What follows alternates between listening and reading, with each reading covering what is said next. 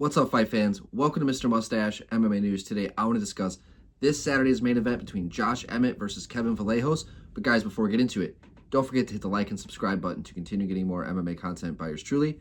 Help the channel grow. All right, guys, getting right into it. We got a fun main event, a bit of a attempting of the passing of the torch here. Josh Emmett, who's about 39, 40 years old, taking on the 24-year-old Kevin Vallejos, probably one of the biggest age discrepancies, if not the biggest age discrepancy in the history of the UFC. Josh really is trying to prove that he's here to hang here with the young guys, the elite of the division, and Kevin is really trying to show he's ready for the top of the division. This is a really perfect opportunity for both guys to really prove themselves, right? We've seen it with the UFC so far this year, where they're really trying to push these younger fighters up, right? We had the Justin Gaethje versus Paddy Pimblett, Diego Lopez versus Alexander Volkanovski Part 2. And then we actually saw where it epically failed, right, with Daniel Zellhuber and Bobby Green, or King Green, right? So we've seen that the UFC, they're trying to push some of these younger guys up, but it might be a little bit too fast. These guys, these champions, these guys who've been there, done it, these true fighters are, they're not going to go away so easily. But in this case with Josh Emmett and Kevin Vallejos, I feel like the writing's a little bit on the wall. Yes, Josh has elimination type power, right? He touches guys, they fucking fold. But with the power, sometimes he lacks fluidity. The way that his stance is too, he's low and kind of goes in a little bit, which kind of leaves him with some of these tighter boxers a penchant to kind of get caught, get touched up in a sense. His fight with Ilia Topuria was a very good showing of that, right? Where Ilia was just a more polished guy, and against a guy like Josh Emmett, if you can kind of get out of his power shots, his ability to kind of get in and out of danger, it's a bit of a hole in his game, right?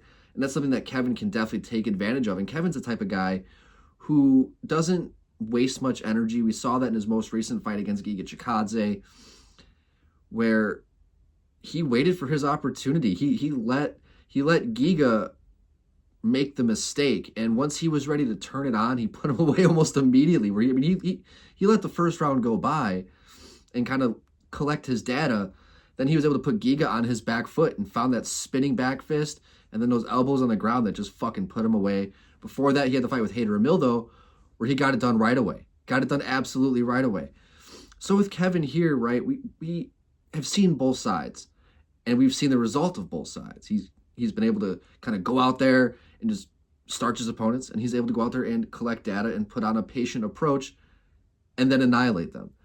So here against Josh Emmett too, right? I mean, I see Josh definitely trying to put on the pressure, low, tight stance that he normally does. He has good wrestling too. I know he doesn't like to use it all the time, but it probably might be the smarter move for him to maybe try and use that wrestling.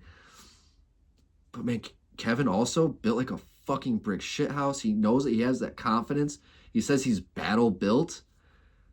Love that term. It just goes to show he says he's got the cushion. He's got the muscle to fight, take damage, take some shots, shell up, and be able to, So I in this fight, I think if we saw Josh, who was maybe 4 years younger, we'd be having a different conversation. But I think Kevin at 24 years old, 17-1, all the confidence in the world, he's moving up, man. I see him, I don't know if I see him able to finish Josh Emmett. This guy, he's tough as nails, right? I mean, Ilia couldn't even finish the guy. But then we've seen guys who, Josh does just enough, right? He keeps himself shelled up just enough to where, you're almost going to have to submit him. But I don't know. I don't think Kevin has a lot of submissions, does he? I didn't really look at that stat. But I just see Kevin going out there and just being more physical, faster. You can't let any rounds really get away from him against a guy like Josh Emmett. But Josh is definitely going to bring the fight to Kevin. I think it's really all on what he depends on that. But I like his footwork. He's really able to bounce in and out of danger, kind of stay, out of that danger zone, right? So yeah, I'm picking Kevin in this fight. I think he's going to get the job done, and I think this is going to be kind of the way out for a long and rather successful career in a guy like Josh Emmett, who,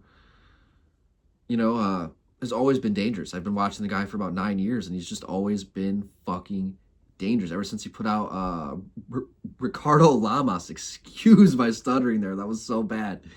When he knocked out Ricardo Lamas all those years ago, man, he's been someone to just pay very close attention to. But, Father Time always wins. Guys, that's going to do it for today. I'd love to hear your guys' thoughts. Who do you guys have? Kevin Vallejos? Do you guys have Josh Emmett? Love to hear your guys' thoughts on that. That's going to do it for today, guys. Mr. Mustache, MMA News out. Let's fucking go, fight fans.